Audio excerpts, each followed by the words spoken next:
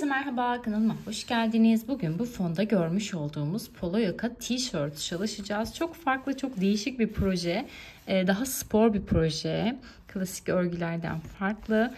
Pinterest üzerinde gördüğüm ve takipçilerimle paylaştığımda herkesin örmemi çok istediği bu güzel proje. Gerçekten çok zevkli, çok güzel bir projeydi. Yapımı da çok kolay. Ben her zamanki gibi kendi bedenime uygun olarak çalıştım. Sizler de kendi bedeninize göre büyütmeyi mantığını anladıktan sonra, modeli anladıktan sonra yapabilirsiniz. Zaten düz örülüyor. Herhangi bir kesme vesaire yok. Yaka detayımız var. Şöyle bakın. Polo yaka detayımız var. Çok güzel, harika görünüyor. Kollarımız bu şekilde. Ben siyah beyaz çalıştım. Bir önceki projemdeki iplerimin aynısını hatta göstereyim. Beyazı demeyelim de ekru ve siyah çalıştım aslında. Ekru bir renk. Çok güzel oldu. Zaten çok böyle ağır örgüleri sevmiyorum. Beni takip edenler bilirler. Daha hafif efil efil örgüleri seviyorum. O yüzden de bu tarz ince pamuklu ipleri tercih ediyorum. Normalde hep hazırlardan alıyordum ama bu kez bu sarmadan kullandım ve memnun kaldım.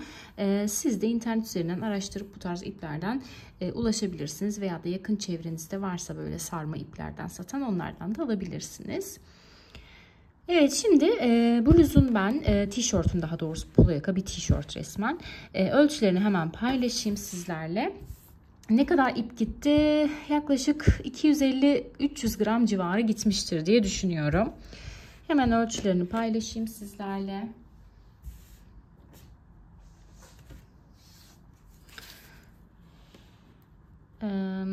Şöyle eni 44 santim bitmiş hali. Boyuna şöyle omuz kısmından ölçersek eğer 1-2 santim oynayabilir ölçüye göre, yani ölçme durumuma göre. Boyu 42-43 santim civarı. Kolu şöyle genişlik olarak söyleyeyim, 19 santim. Boy olarak söyleyeyim, boy olarak da 18 santim. Şu yaka kısmını ben bedeni crop şeklinde yaptığım için tabii ki ona uygun olarak yaptım. Siz eğer bedeni daha uzun yaparsanız yaka kısmını daha uzun yapabilirsiniz. Modelde daha salaştı ama artık biz yüksek bel jeanler kullandığımız için artık salaş, o kadar salaştı istemedim. 19 santim bakın. Şöyle en genişliğine bakalım. Bu da 4 santim. Şu yakanın genişliğine bakalım. Bu da 9 santim. Boy olarak yakayı ölçersek de eğer onu da ölçelim. Zaten ayrı parça olarak örüyoruz, birleştiriyoruz. Gerçi paylaştım sanıyorum videonun detaylarını da yine de ne olur ne olmaz. Evet, 50 santim. Evet, ölçülerimiz bu şekilde. Tığım 2,5-3 milim, bazı yerlerini 2,5 ördüm, bazı yerlerini 3 milimle ördüm. Elimizi mümkün olduğu kadar geniş tutuyoruz. Sadece şu kenar detaylarında onu videoda bahsettim.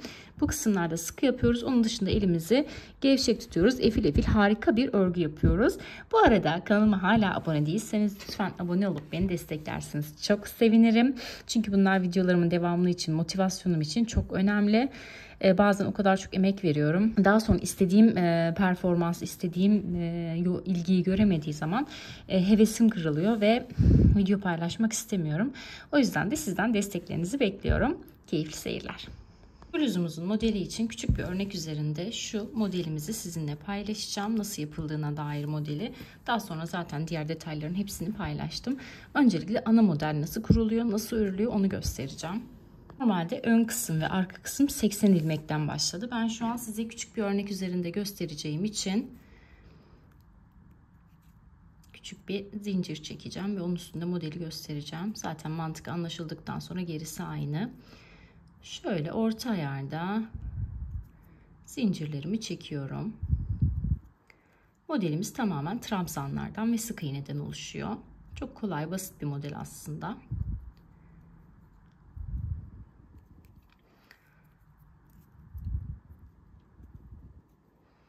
Evet, şu uzunluk yeter modeli anlamak için. 3 zincirle yukarı çıkıyorum. Daha sonra son çektiğim zincire batıyorum. Ve buraya bir tane ikili trabzan yapıyorum.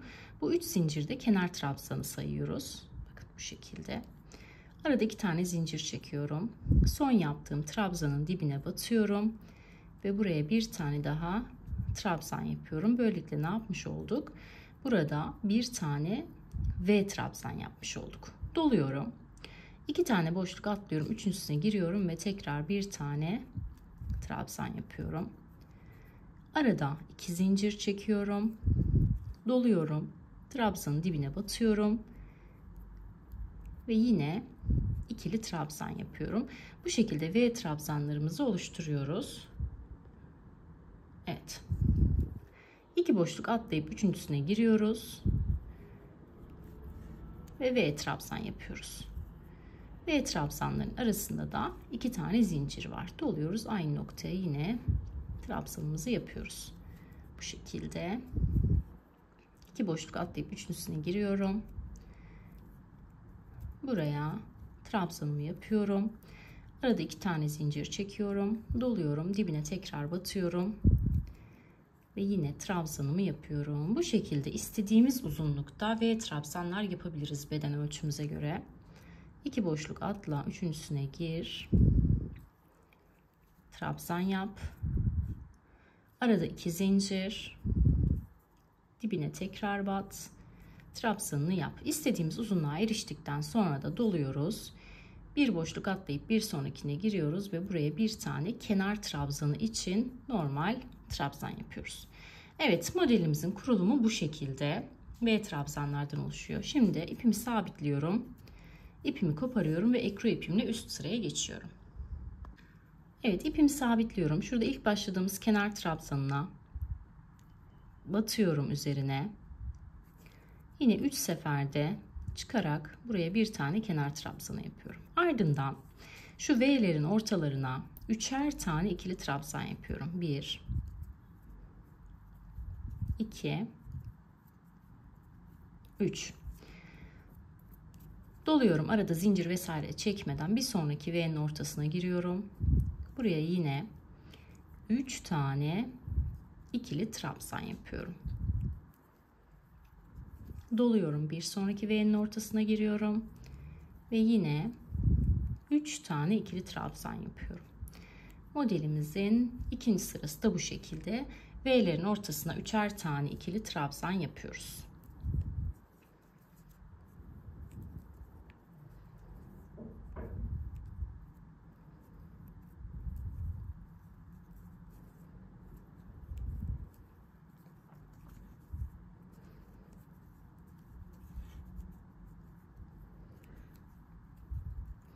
Evet, bütün V'lerin ortasını doldurduktan sonra doluyorum. Köşedeki bakın trabzanın tepesine batıyorum. Kenar trabzanı için 2 veya 3 seferde çıkarak bir tane trabzan yapıyorum. İkinci sıramızı da bu şekilde bitirdik. Bakın trabzanla başladık. Tekli trabzan, aralarda üçerli trabzan gruplarımız var. Sonra da yine tekli trabzan. Şimdi dönüyorum ipimi koparmadan. Bir zincirle yukarı çıkıyorum ve her trabzanın tepesine birer tane batarak geliyorum. Şimdi köşeye geçtikten sonra trabzan gruplarının arasındaki kısımlara alttan batıyorum. Alttan battığım için şuradaki bakın ilk trabzanın tepesine batmıyorum. Bir sonrakine batıyorum. 2 tane örüyorum. Üçüncüsüne geliyorum. Ortaya batıyorum. Bakın. Şunu ortaya battığım için burayı atlıyorum. 2 tane örüyorum. Üçüncüsünü ortaya batıyorum. Bu şekilde yani sayı artırmayacak şekilde sık iğnelerle üstünden geçiyoruz. Önemli olan sayımızı ne yapmamak? Artırmamak. Şimdi böyle hem ikisine yaptım, hem ortaya yaptım, hem de bu yine ortadaki boşluğa batarsam sayıyı artırmış olurum. O yüzden batmadan devam ediyorum. Evet, 3 tane de trabzanın üstüne bakın yaptıktan sonra sık iğnemizi köşedeki trabzanımızı da unutmuyoruz. Onun üzerine de bir tane sık iğne yapıyoruz ve ipimizi sabitleyip kesiyoruz. Üçüncü aşamayı da bu şekilde bitirmiş olduk. Şimdi tekrar şu V trabzanın kurulumunu göstereceğim. Sık iğnenin üzerine, köşedeki trabzanın üstüne, sık iğnenin üstüne batıyorum. 3 zincirle yine yukarı çıkıyorum. Daha sonra doluyorum. Bakın bir tane boşluk atlayıp bir sonrakine giriyorum. V trabzanımı yapıyorum. Arada 2 zincirle.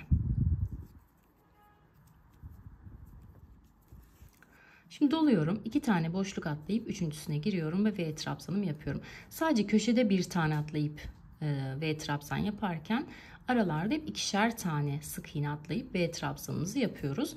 Bu şekilde sayımızda herhangi bir artma veya eksilme olmuyor. Evet, bakın bu şekilde V trabzanlarımı yapıyorum. Evet, bundan sonrası zaten tekrardan ibaret. Şu V'lerin ortasına yine şu trabzanları yapıyoruz. Sonra sık iğne, sonra tekrar V trabzan şeklinde modelimizi istediğimiz uzunlukta örebiliriz. Ön beden için 80 tane ilmek atalım. Modelimizi belli bir uzunlukta örelim. Daha sonra ne kadar ördük, nereden sonra şu detaya geçtik, onu sizlerle paylaşacağım. Evet, ön beden için ben belli bir uzunlukta ördüm. Şimdi kaç santim ördüm onu sizinle paylaşacağım. 22 santim uzunluğunda ördüm. Siz daha crop istemiyorsanız, daha uzun bir şey istiyorsanız bunu 24-25 artık istediğinize göre uzatabilirsiniz. Ben böyle crop bir model istediğim için çok fazla beden boyunu uzatmayacağım. Hemen yaka kesmesine başlıyoruz. Yaka kesmesi için şöyle soldan sayıyorum. Bakın beyaz ekru olan sıradayım. 1, 2, 3, 4, 5, 6, 7, 8, 9, 10, 11, 12. 12 tane trabzan grubunu burada bıraktım. Şurada 1, 2, 3 taneyi ayraçla belirledim. Sağda da 1, 2, 3, 4, 5, 6, 7, 8, 9, 10, 11, 12 tane kaldı. Şimdi bu belirlediğimiz 3 tane ayracın hemen dibinden örmeye başlayacağım.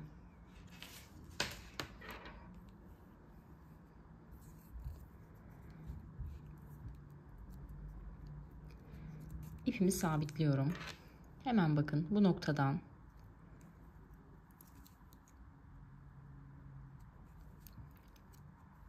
üç tane zincirle yukarı çıkıyorum. Ardından da her trabzanın tepesine birer tane ikili trabzan yapıyorum. Gördüğünüz gibi şu ayraçla belirlediğim 3 tane trabzan grubunun üzerine yapıyoruz bu işlemi. 3 tane ilmeğim var. İlk ikisini birlikte, son ikisini birlikte. Şöyle göstereyim.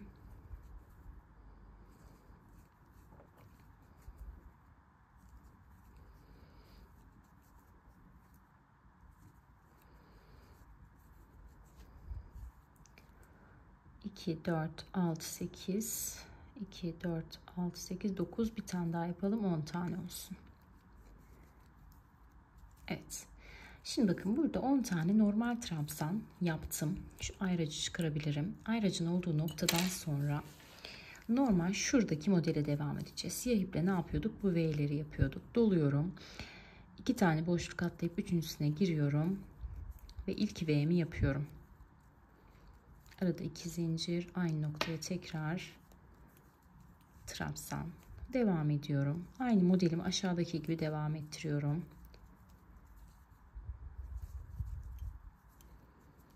Evet, gördüğünüz gibi şurayı düğme ilik kısmı için bu şekilde, yaka detayı için trabzan yaptık. 10 tane trabzan. Kalan yerleri yine bu şekilde V trabzanla tamamlayıp sıramı bitireceğim.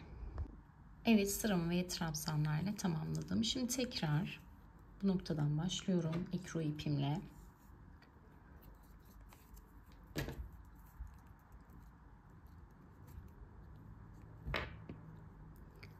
İlk başladığım trabzanın tepesine batıyorum. 3 zincirle yukarı çıkıyorum. Yine buradaki trabzanların her birinin tepesine birer tane ikili trabzan yapıyorum. 10 tane ikili trabzanım olacak yani.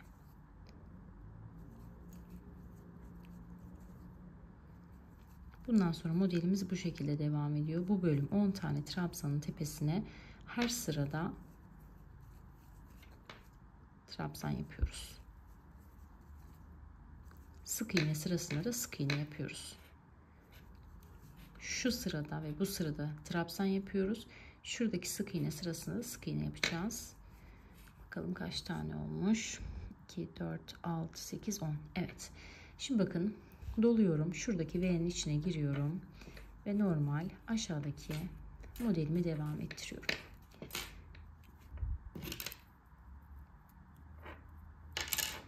Yani 3 tane trabzan yapıyorum. Şu ses çıkarmasın, çok rahatsız edici. Doluyorum. Yine aynı.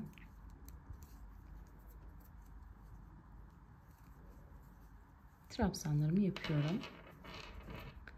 Şimdi bu sırayı da sıra sonuna kadar aynı işlemi tekrarlayarak bitireceğim. Bir de şu sık iğne sırasını göstereceğim. Daha sonra zaten tekrardan ibaret. Belli bir süre düz öreceğiz. Daha sonra ne kadar ördüm sizlerle paylaşacağım. Evet, trabzan sıramı bitirdim. Döndüm. Sık iğnelerle geçtim. Şimdi bakın. Şu bölüme, burada yapacağımız işlem, her trabzanın üzerine yine burada yaptığımız gibi sık iğne yapmak. Bu şekilde sık iğnelerle geçiyoruz.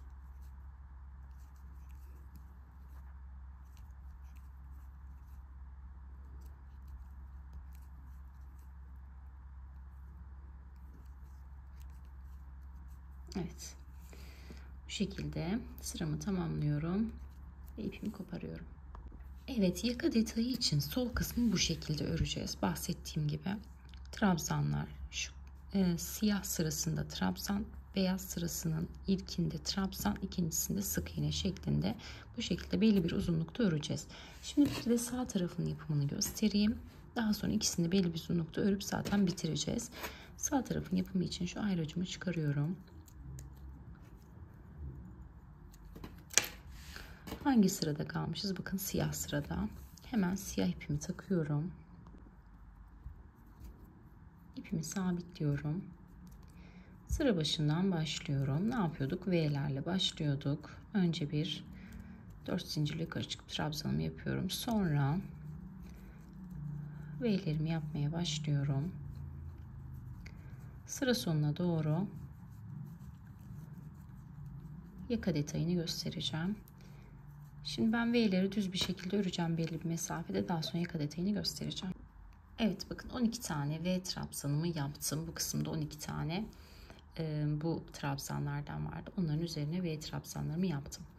Şimdi bakın bulunduğum noktadan doluyorum. Hemen son yaptığım bakın V trabzanın dibine bir tane ikili trabzan yapıyorum. Ardından doluyorum. Son yaptığım trabzanın şöyle bakın dibine batıyorum. Bir tane zincir çekiyorum. Sonra ikili trabzan yapıyorum. Burada ne yaptık? Bir tane artırma yaptık.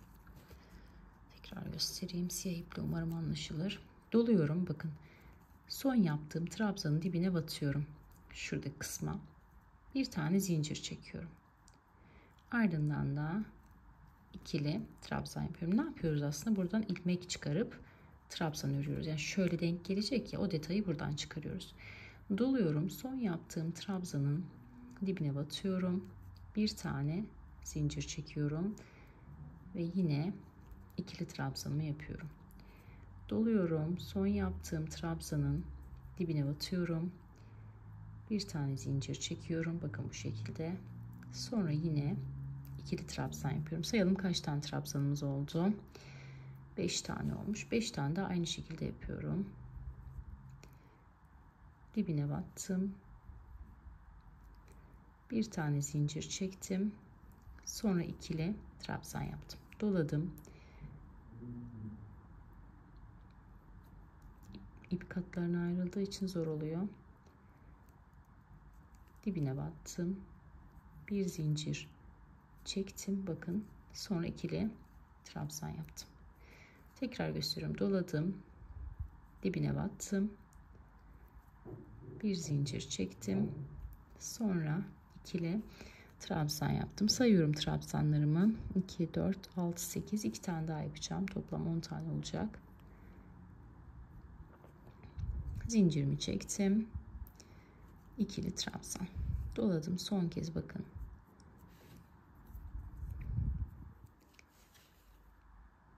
Dibine batıyorum. Şöyle alt noktaya.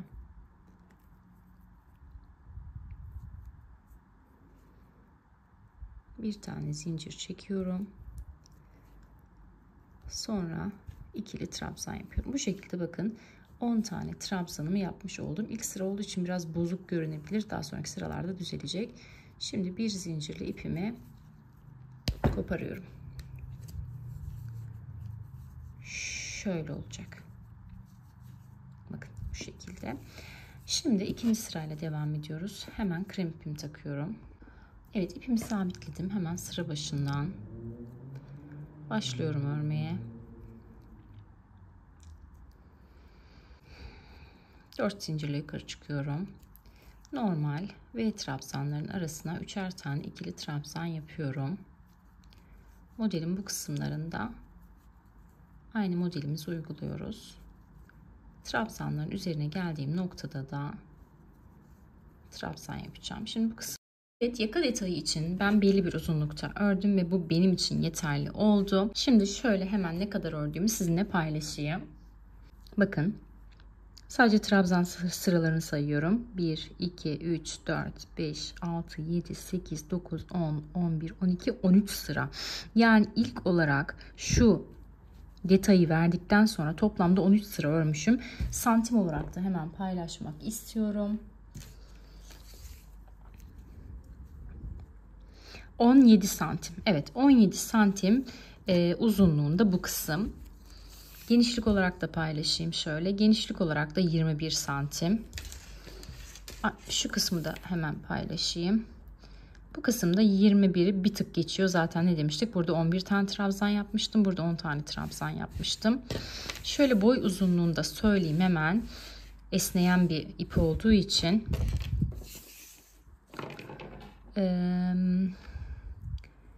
43 santim uzunluğunda, 43 santim. Şimdi bu ön parçamız hazır. Ön parçamızı bu şekilde hazırladık. 80 ilmek başladık ve 43 santim olana kadar modelimizi devam ettirdik, ördük. Şu yaka detayını zaten sizlere paylaştım. 43 santim uzunluğunda yani. Bu ön parçamız.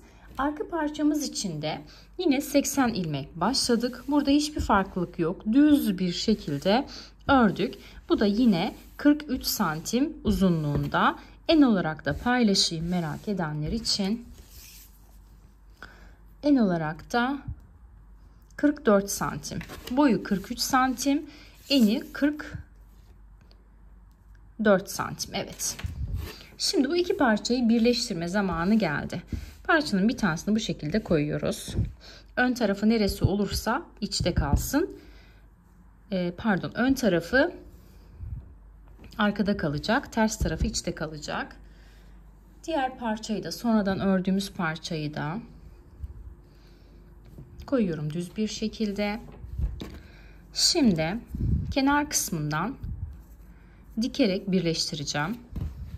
Dışlardan, yani omuz kısmından dikerek birleştireceğiz. Burada uzun bir ip bıraktım diye hatırlıyorum. Evet, burada. Şimdi buraya hemen iğnemi takıyorum ve dikmeyi göstereceğim. Evet. Şöyle bakın, dıştan başlıyorum. Karşılıklı olarak ilmekleri birleştiriyorum. Hiçbir numarası yok. Diğer örgülerimde yaptığım gibi aynen ilmeklerin dış kısımlarını tutarak birleştiriyorum.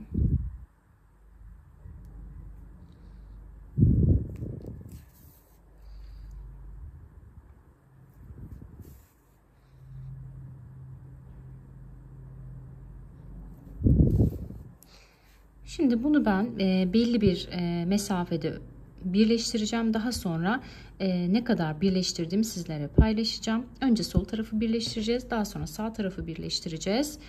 Şu yaka için belli bir mesafe bırakacağım. Onu da üzerime giyerek ayarlayacağım. Onu hemen şimdi ayarlayıp geliyorum. Evet, şimdi ben omuzlardan belli bir mesafe diktim. Sağdan ve soldan. Bakın, omuz için. Şimdi şöyle söyleyeyim. 1, 2, 3, 4, 5, 6, 7. 7 tane buradan diktim. Eşit olması çok önemli. 7 tane de buradan diktim. Bu şekilde üzerime denediğimde benim için ideal oldu. Şuranın genişliği biraz fazla kaldı. Neden kalması gerekiyor? Çünkü buraya polo yaka yapacağız. O yüzden de bu mesafe önemli. Şu arada bakalım kaç tane V trabzanım var. 1, 2, 3, 4, 5, 6, 7, 8, 9, 10, 11, 12. 12 tane V trabzanım var. Şu kısımda bakalım. 1, 2, 3, 4, 5. Burada da yine aynı şekilde 1, 2, 3, 4, 5. Evet, şimdi yaka kısmını burada bırakıyoruz. Şu aşağı kısımdan, alt kısımdan iplikleri temizliyoruz ve belli bir mesafeye kadar koltuk altımızın genişliğini, kol genişliğimizi pardon istediğimiz şekilde bırakıp şu alt kısmını düz bir şekilde dikeceğiz. Daha sonra kol detayıyla devam edeceğiz. Şimdi ben bu detayları temizleyeceğim. Belli bir mesafeye kadar dikeceğim. Sonra kaç santimden sonra kol mesafesi bıraktım onu da sizlerle paylaşacağım ve kol detayıyla devam edeceğiz. En son yakaya geçeceğiz. Evet, şöyle bakın, bir tanesinin yan tarafını diktim, sol tarafı diktim. Kolu da ayarladım. Gördüğünüz gibi kolu da ördüm. Şimdi kol için kaç santim bıraktım? Evet, şöyle 20 santim kol açıklığı. Bu 20 santimden kolu kaç santim örmüşüz bakalım. 18 santim uzunluğunda ördüm. Şimdi bunun içinde yine aynı şekilde bakın 20 santimlik bir alan bıraktım. Bu bıraktığım alanı da kenarlarını bir sıra sık iğne geçtim. Daha düzgün görünsün diye. Şimdi hemen modelimizi uygulamaya başlıyoruz. İlk sıramızda V trabzan yaparak başlayacağız. 1, 2, 3, 4, 5, 6. 6 tane zincir çektim. Başına doluyorum. Aynı noktaya batıyorum. Ve 2 seferde yukarı çıkıyorum. Bir tane V trabzan yapmış oldum. Doladım. 2 tane boşluk atlıyorum. Üçüncüsüne giriyorum. Ve buraya yine bir tane daha V trabzan yapıyorum. Bu şekilde benim ilk sırada toplamda 32 tane V trabzanım var. Sayı isteyenler için söylüyorum. 32 tane V trabzanı yapıyorum.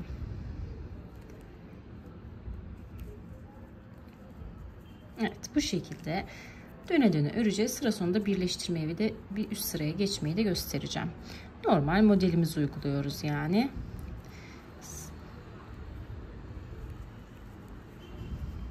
Evet. Şimdi sıranın sonuna geleyim, görüşelim. Evet, kol için 32 tane V trabzanımı yaptım. Sıra sonuna geldim. Şimdi ilk başladığım V trabzanın tepesine batıyorum. İlmeğimi kaydırıyorum ve sabitleyip sıramı kapatıyorum. Şimdi bunun üzerinden modelimizi normal bir şekilde uygulayacağız. Bu 32 tane V trabzana sadık kalacağız. Bakın şurada gördüğümüz gibi bir sıra trabzan, V trabzan yapıyoruz siyahla, bir sıra normal trabzan sıramızı yapıyoruz beyazla, üzerine sık iğne, bir sıra V trabzan, bir sıra normal trabzan şeklinde gideceğiz. Ben şurada bir sırada, iki sırada yanlışlık yapmışım, onu göstereyim. Şeyleri, sık iğneleri örmeden direkt V trabzana geçmişim. Ama şöyle genelde çok önemli değil, o yüzden bozmadım. Yani şöyle videoda dikkat edenler, fark eden olursa açıklamayı da bu şekilde yapayım. Bakın sadece şu iki sıraya sadece trabzan yaptım. Üzerine sık iğne yapmayı unutmuşum. Evet, bu şekilde belli bir süre 32 trabzana sadık kalarak öreceğiz. Belli bir sayıdan sonra şu uçlara doğru azaltacağım ilmekleri ki kol böyle çok açık, dışa doğru açık durmasın, böyle hafif içe doğru dökümlü olsun diye. Şimdi ben belli bir sıra öreceğim. Daha sonra eksiltmeyi göstereceğim. Evet, şimdi ben belli bir uzunlukta ördüm. Siyah ve trabzanlardan sayarsak 1, 2, 3, 4, 5 sıra örmüşüm. Şimdi 6. sırada ufak bir daraltma yapacağız. Hemen ipimi sabitliyorum. Ardından da şöyle koltuk altı kısmından herhangi bir noktadan batıyorum.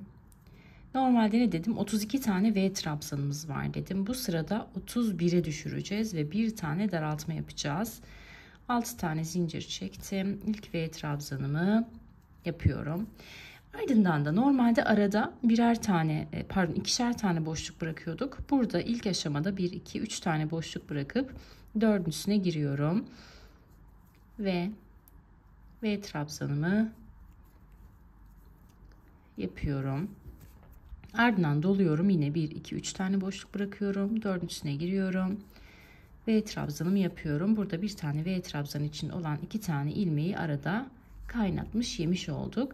Şimdi bundan sonrası normal. 2 tane atlayıp üçüncüsüne girip V trabzanımı yapıyorum ve sıra sonunda V trabzan sayımın 31 olması gerekiyor. İçe doğru biraz daralma istiyoruz. Bakın şu görüntüyü istediğimiz için içe doğru. O yüzden de bir tane V trabzanımı bakın bu sırada ne yapıyorum? Azaltmış oluyorum. Şimdi 31 tane V trabzanımı yapacağım. Ardından da şu an kaçıncı sıradayız? 1, 2, 3, 4, 5, 6. sıradayız. Bir tane daha V trabzan yapacağım. Sonra da sık iğne ile devam edeceğiz. Şimdi ben öreyim, daha sonra sık iğne sırasıyla devam edelim. Evet, kolu ben yeterli sayıda ördüm. Şimdi son olarak bir sık iğne geçeceğiz. Bir de üzerine bir yarım trabzan geçeceğiz ve bitireceğiz siyahla. Şimdi bakın siyahla başlamıştık. 1, 2, 3, 4, 5, 6, 7. Toplamda 7 sıra V trabzan yaptım. Aralara da yine tabii ki ikru renkli trabzanlarımı yaptım. Şimdi son sıraya geçiyoruz. Yine koltuk altından başlıyorum. Evet, ipimi alıyorum. Sabitliyorum. Ardından da sık iğne yapmaya başlıyorum.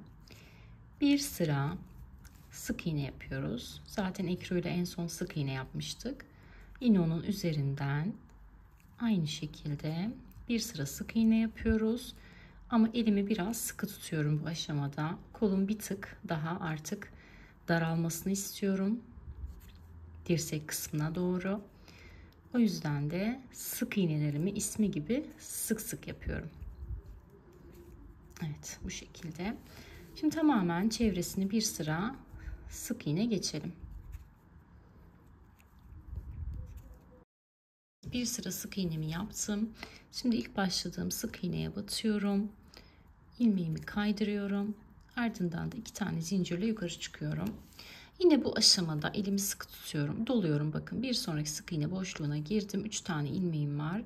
Hepsini tek seferde alıyorum ve çakma trabzan yapıyorum. Bir sonraki sık iğne boşluğuna girdim. 3 ilmeğim var. Üçünü tek seferde alıyorum. Sık iğne yapıyorum.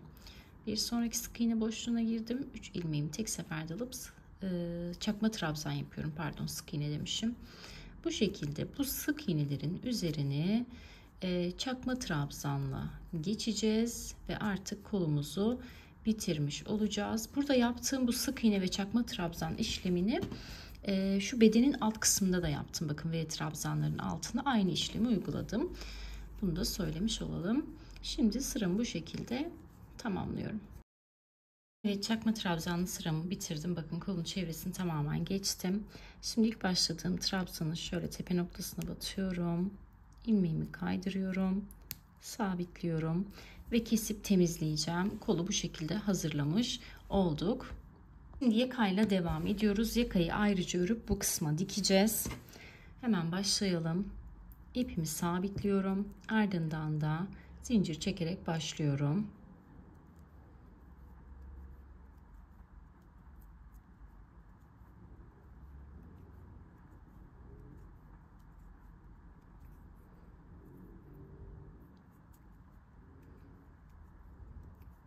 Evet, bakın 18 tane zincirimi çektim. Ardından da 1, 2, 3, 4, 5, 6 tane zincirle yukarı çıktım. En son 18. zincire batıyorum. Ve buraya ikili trabzan yapıyorum. Böylelikle bir tane V yapmış olduk. Doluyorum. 2 tane boşluk atlıyorum. Üçüncüsüne giriyorum. Ve yine bir tane V trabzan yapıyorum. Arada 2 zincir, aynı noktaya tekrar batıyorum. Şimdi bu şekilde bu sıramızı V trabzanlarla tamamlayacağız. 2 tane atlıyorum. Üçüncüsüne giriyorum. V trabzanımı yapıyorum.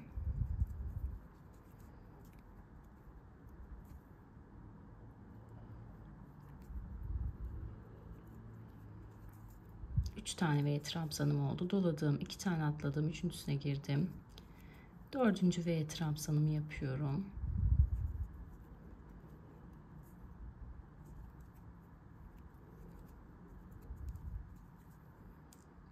Yine üçüncüsüne giriyorum. Beşinci V trabzanımı yapıyorum.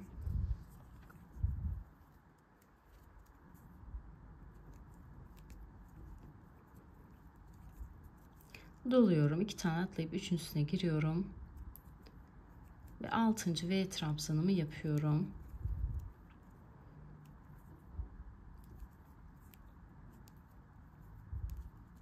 Evet, yaka genişliği için bu yeterli. Şöyle üzerinden tuttuğumuz zaman, evet, bu genişlik bizim için yeterli. Şimdi bu modelin üzerine aynı şurada yaptığımız işlemi tekrarlayarak ben belli bir uzunlukta öreceğim. Daha sonra ne kadar ördüm, kaç sıra ördüm, kaç santim ördüm sizinle paylaşacağım. Sonra da bir trabzan yaparak sıramızı kapatalım. Üçlü trabzan yaparak. Evet. Şimdi dediğim gibi ben bunu belli bir uzunlukta öreceğim. Daha sonra ne kadar ördüm sizinle paylaşacağım. Evet, yaka için parçayı ben belli bir uzunlukta ördüm. Ardından da şu şekilde sık iğne geçtim etrafından. Şimdi santim olarak ölçüsünü sizinle paylaşmak istiyorum. Evet, tam olarak 50 santim. Burada ben şöyle üzerine tutarak ölçtüm. Ona göre ördüm. Siz kendi yaka genişliğinizin aynen bu şekilde üzerine tutun. Tam olarak böyle yakayı çevreliyorsa olmuş demektir. Şimdi ben dikişe geçeceğim. Ön yüz yukarıda olacak.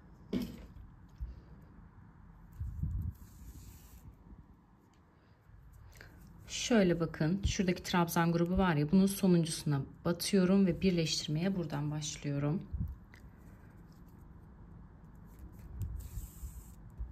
Evet, bu şekilde yaka için birleştirmemi yapıyorum.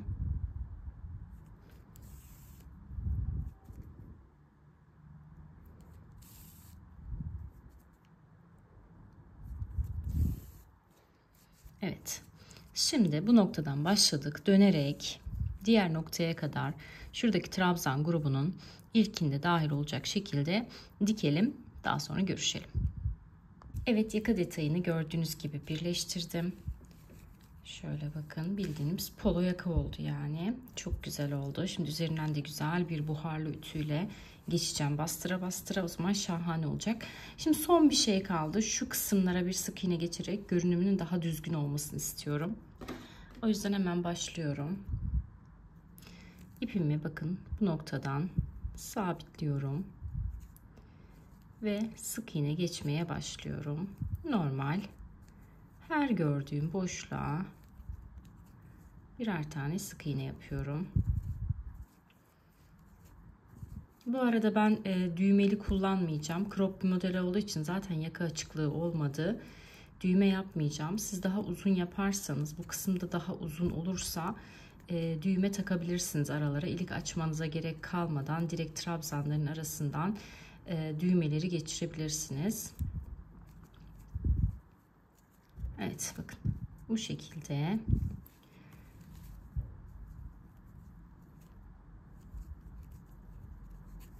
Sık iğnelerimi geçiyorum. Tamamen göz kararı. Bazen 2 defa batıyorum, bazen 3 defa. Bakın şu boşluklara. Onu kendinize göre ayarlayın.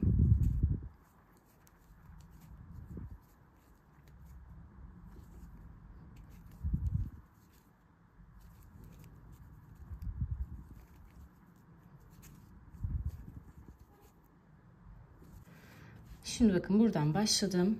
Şöyle alttan döneceğim bu noktaya kadar. Bir de bu noktadan başlayacağım. Şu kısımdan bu tarafa döneceğim. Son olarak da şu arka kısmı, şurayı birleştirip dikeceğim. O dikmeyi de size göstereceğim. Şimdi şu sık iğneleri tamamlayıp geliyorum. Yakanın bakın kenarlarından da sık iğne geçtim. Böylelikle bir bütün olarak göründü. Dediğim gibi siz bu kısımda, bu aşamada eğer düğme kullanacaksanız normal şu kısımlardan düğme geçirebilirsiniz, sabitleyebilirsiniz. Şimdi bakın şu detayı dikmemiz gerekiyor. O yüzden örgümü ters çevireceğim hemen.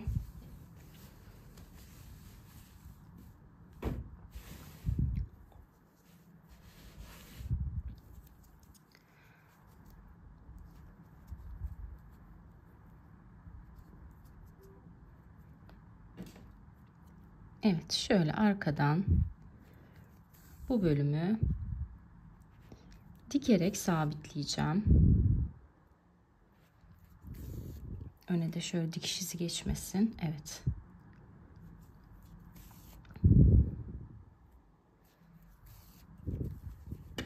Böyle de yaptığımız zaman zaten yaka bayağı bir kapanıyor. Ben orijinal modelde daha salaş, daha geniş bir çalışma yapılmıştı. Ben o şekilde sevmiyorum. Yüksek bel pantolonlarla, eteklerle giymeyi tercih edeceğim için artık o tarz modelleri çok sevmiyorum. O yüzden de crop çalıştım.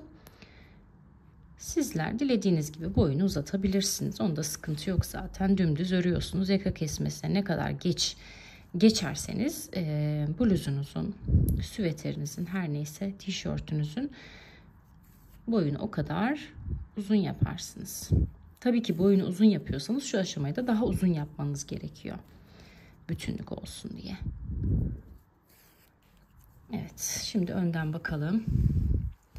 Evet, gördüğünüz gibi gayet güzel. Önde herhangi bir dikiş izi vesaire yok. Şimdi bunu güzelce sabitleyeceğim ve iplerimi temizleyip ütümü yapıp geleceğim.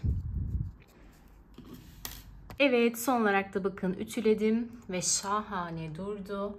Üzerime de giydim. Detaylı fotoğraflarını Instagram hesabımdan paylaştım. Oradan da beni takip ederseniz çok sevinirim. Buraya kadar beni izlediyseniz kanalıma abone olup yorum yapmanızı istiyorum sizden. Rica ediyorum. Çok tatlı, çok güzel bir proje oldu. Benim çok içime sindi. Severek kullanacağım güzel bir çalışma. Umarım sizler de denersiniz, sizler de örersiniz. Yaptığınız çalışmaları benimle paylaşmayı unutmayın. Instagram üzerinden bana ulaştırırsanız ben de takipçilerimle paylaşırım. Örmemi istediğiniz farklı projeler olursa onları da yine bana Instagram üzerinden fotoğraflarını gönderebilirsiniz. Farklı bir projede görüşmek dileğiyle. Hoşça kalın.